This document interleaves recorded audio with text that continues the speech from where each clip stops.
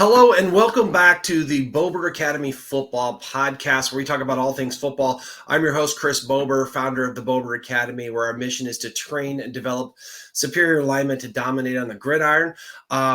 So thank you for joining us today. I have a special guest today because, we're in the 2024 off season and we are ramping up to our summer programs. And summer is such an important time for all football players, just to start really honing in on your skills that you need for the upcoming season. And for Bower Academy, we have several camps coming up at the end of May 28th through 30th. I have my summer padding camp, 3 days. We go in the mornings and just great O-line work, very similar to what Dave Remington had done for so many years. I helped him do that. So I've kind of taken up that mantle, and we got a good amount of kids out there. I'm looking forward to having a lot of people out there. But, I got a special guest today because we have kind of an announcement to make. Now, all the years that we did, the football camps and stuff, you go out there, you got helmet and shoulder pads on, you do some techniques, and then you do some competition. And primarily what you'd have is like a bunch of O-linemen competing against a bunch of other O-linemen. And, not that O-linemen can't be good nose guards and, 3 techniques, but we really wanted to expand that a little bit. So we're very happy to announce that this year we are going to have our summer camp is going to be an O-line and D-line camp. So in order for me to do that, I have to bring on someone who actually knows someone about D-line. That's why we bring in Dave Tollefson here. A lot of you guys out there know who Dave is, 2-time Super Bowl champs with the New York Giants. He came in right kind of towards the end of my career, but got to win a couple of Super Bowls and playing some Hall of Fame type defenses out there. So Dave, thanks for joining us today. Yeah, no problem. I'm excited, Chris. I got to go to your camp last year and see how you do things. And then that really kind of was when you and I were visiting, it's like, let's do something with D linemen as well. You do such a great job training O linemen out here in Omaha, the metro area. And it kind of was a no brainer that we make this an O line, D line camp. And again, get a little competitive. You know how we used to be, O lineman versus D lineman, right? It ends up being a good time. Yeah, at these camps, like our O-line camp, yes, great instruction, but the competition was a little bit lacking because, again, you got a bunch of guys that are really there to play O-line, and then we go one-on-ones where it's run or pass, and you didn't get a lot of, great D-line play. Some of these O-linemen are really good D linemen, but not a lot. So before we get talking about the camp, Dave, I want to just in a brief synopsis, tell everyone your story because we have similar stories, right? Mm-hmm.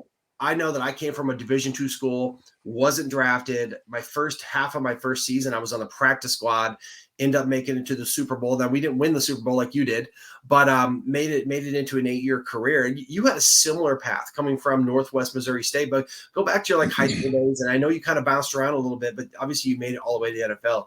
Tell us about kind of how you got there. Yes, very similar. Even down to kind of the neighborhoods that you and I grew up in, kind of a multicultural area of Omaha that you grew up in, South Omaha, and then me east of Oakland in a town called Concord, and really nothing special coming out of high school. I think you would agree. You would hear older guys that had been around like, hey, you guys could be something, but it definitely wasn't when we showed up and played football in high school that we were the best guys on the field. That was probably relatively rare for both of us. And yeah, I went to a Division II school like you. Loved my college career, loved it. I wouldn't trade in for anything. I don't think you would either. I think you look at kind of our young careers, high school and college are really why we made it in the NFL. I'm just never satisfied, always trying to play more. I only started one game. You obviously had quite a bit of success starting at multiple positions, but just constantly trying to improve. I would love to ask you, Chris, I think my best football was probably when I was 29 years old. Yeah, I mean, I remember as I grew into kind of like you coming in, I was on the practice squad, And, I think as Division II guys that aren't drafted, we don't take anything for granted. We knew every day that there's a plane ticket waiting for us. If I saw the thing about Bill Parcells the other day, he used to say, I have a plane ticket in my desk. I don't want to give it to you. I never had Parcells, but it was the same feeling. Yeah. You never knew. It wasn't until I became a starter that I knew I was going to be on the team. Every year, I remember my first house I bought, I was like, man, I hope I make the team this year. But yeah, continual improvement. We were never the most talented guys, like measurables, probably why we didn't get drafted and probably why we didn't get a lot of scholarship offers. But yeah, that's the late bloomer thing. There's a ton of guys in the NFL like that, way more than, we see the draft coming up and there's all these high end draft picks. Well, most of the NFL is made up of guys like us, guys. Well, yeah, Chris, workers. You remember, those years early in our NFL career, come from a small school.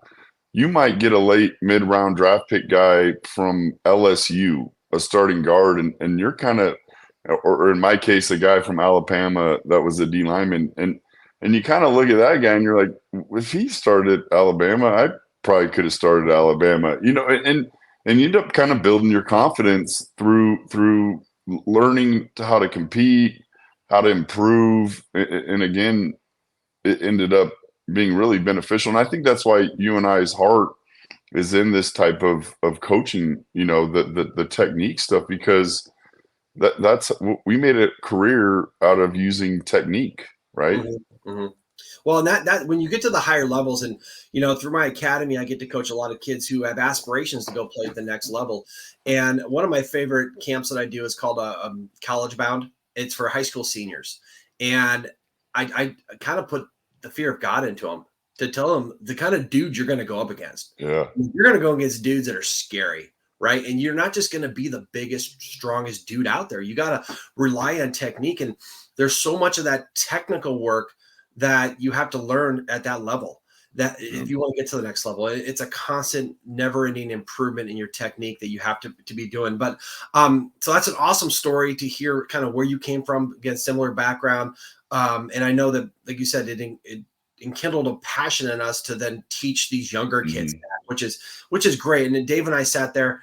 We sit down every time we talk about all these different techniques. But now let's talk about some D-line stuff that these guys are going to learn at camp, because I think there's a misconception that it's all about, like, these fancy pass rush moves, right? And that's what you see guys doing in the NFL to get sacks in the Super Bowl and the playoffs and stuff like that.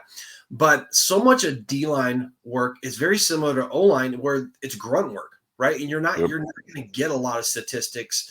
And your job is to be in the right place, to have the right leverage, to have the right separation, to keep your gap, whatever it might be, to show up where you need to be. Tell me, like my philosophy on offensive linemen is based in fundamentals, right? It's about playing in a football position with your feet on the ground, having the proper leverage, keeping your hips low, good hand placement, head to the right side, and then really trying to stay in that position. But from a defensive lineman's perspective, what is your base philosophy of, like, fundamentals? So it is interesting. Obviously, the best guys in the world, Von Miller, Dwight Freeney, they're going to do things that like 99.9% of us, that's not, our spinning isn't, that's a natural gift for the most part. Now, again, you and I having these conversations, the base of everything is your feet. And it's the same for O-line, same for D-line. Now, one of the bigger differences with D-line to O-line is kind of that post initial contact getting somewhere else. I think in the O-line world, you want to initiate your block and secure that block. Well, we're trying to avoid that. But if you have poor footwork to start the play, your stance, your first step, you're not going to be in position. Everything else kind of goes out the window. Now one of the important things is understanding if it's a rundown, kind of where you're at mentally and how your footwork's going to be, how your alignment is, which is going to look a little different than like a third and long, where you're going to get a little longer stance, you're going to take a bigger step, et cetera, et cetera. So it really starts with the biggest thing is repetition. of the fundamentals. It takes 10,000 reps to create a habit. So, we're going to start with taking your first step and having your feet underneath you, being able to from that point, get extension with your hands and get off blocks, so it's going to start at the base level. One, we got to be comfortable in our stance, and two, we got to have our feet underneath me after our first and second step. So then we got to make plays up front as well. This isn't like I coached Iowa Western for a couple of years, and I would always joke with the defensive coordinator Mike Blackburn, linebacker coach, like, "Hey, you're going to get some lawn chairs for your linebackers because we're going to make all the plays up front." Well, okay, so a little bit of difference, like mentality of offense and defensive linemen, right? The benefit of being you've been around the D line room is not the O line room, right? No. A little different personalities, but like for offensively, we always know where the play's going, right? So the advantage of being on offense is if we're running a zone to the right, I know where I'm stepping to go with that. But as a defensive lineman, you have your first step based upon your alignment, but then you have to transition into a reaction based on the type of block you're getting, right?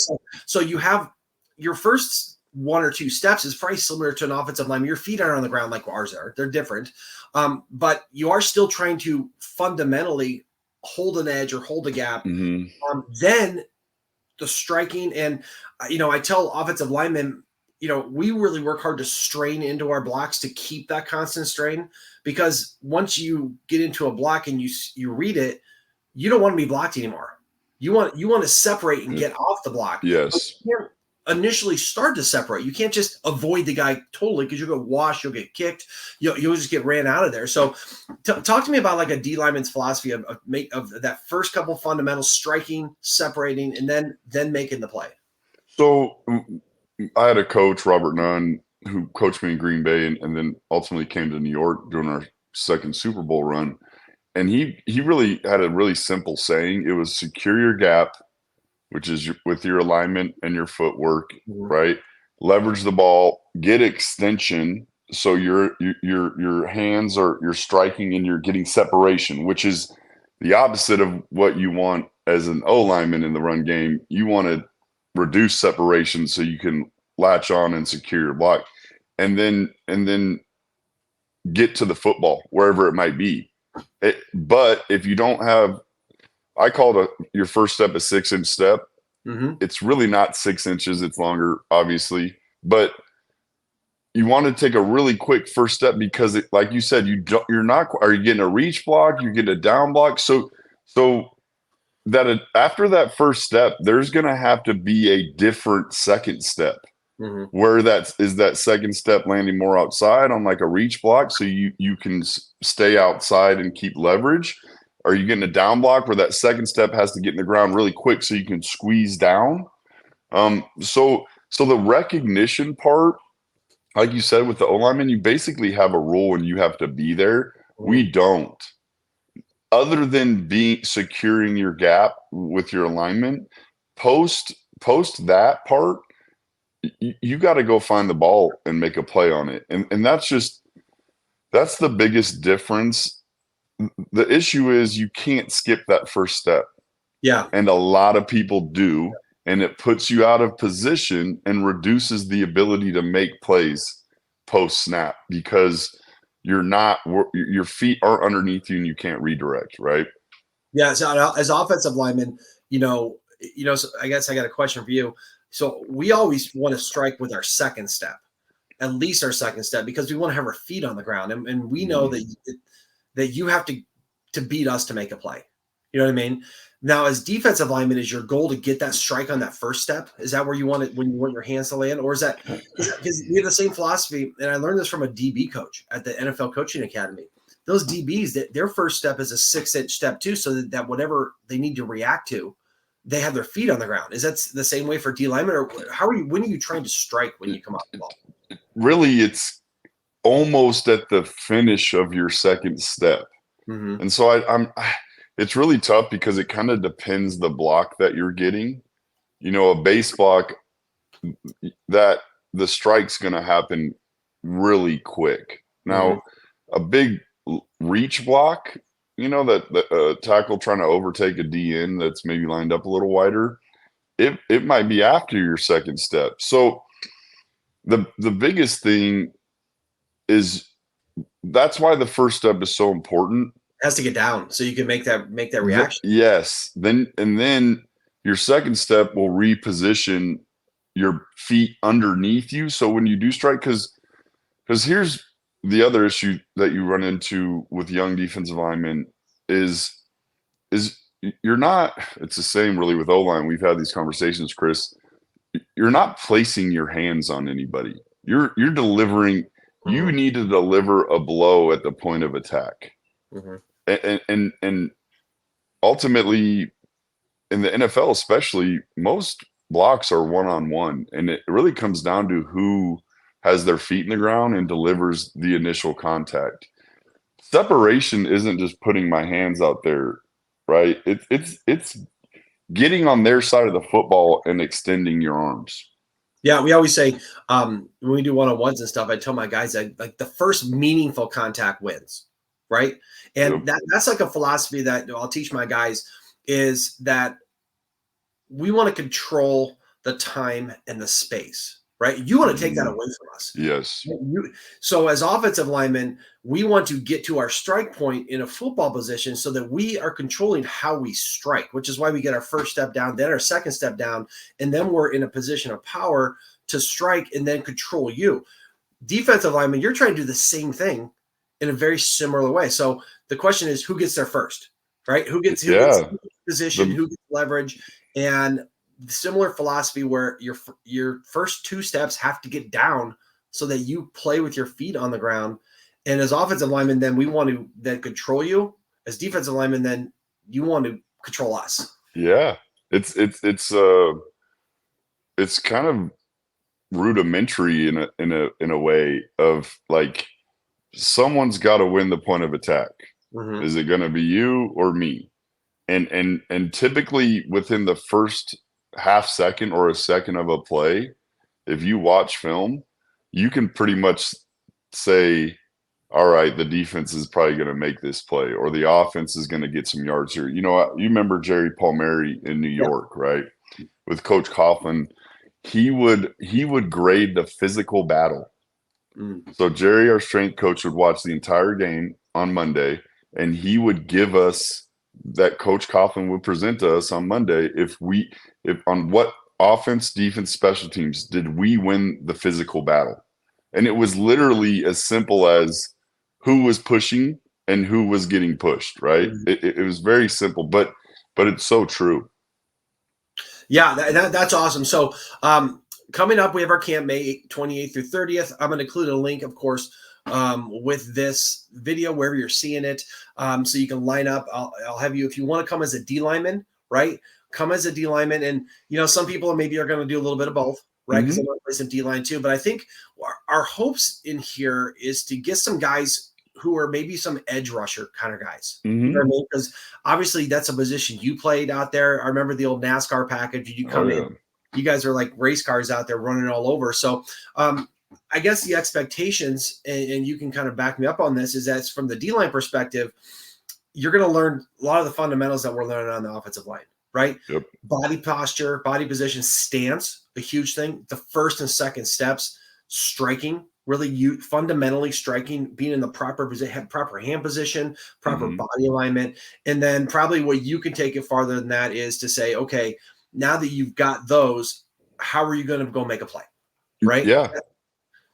So and earn the right and earn the right through stopping the run game to rush the passer. And not to get too deep in the weeds, but you understand this, Chris, and I would love to get some kids to teach them how technical pass rushing really is.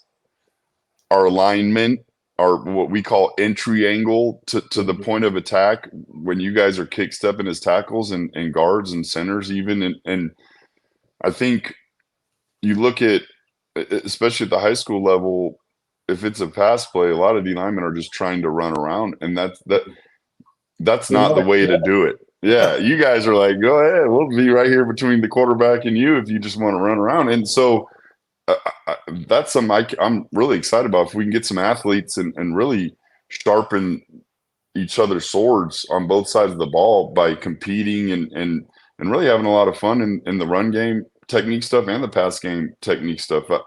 It's you know how competitive we were at our practices and camps and appreciative of the work. We were both on some really good Giants teams and practice was competitive. And I think for me, the technique stuff, obviously we're going to get way into that with this camp, but we're also going to compete a little bit. And sometimes you got to be tough and compete.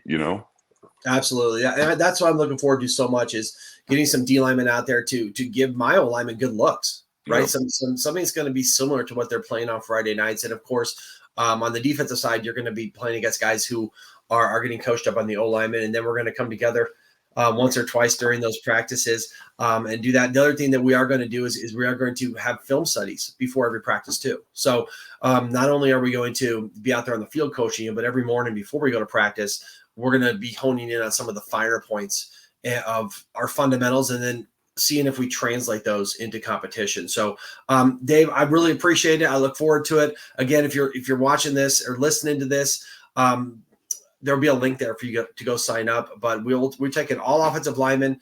And then if you're a D lineman and maybe don't fit that offensive lineman mold, we have an opportunity for you to come and learn from a two-time Super Bowl champ, a guy who made a living playing in the NFL, understands the technicalities of it. So again, Dave, thanks a lot for joining us today. We're going to continue to put stuff out about this, but go get signed up so we can get you registered, get you out there. May 28th through 30. We're going to be on the East grass fields at Creighton Prep, and we're going to have a good old time, right?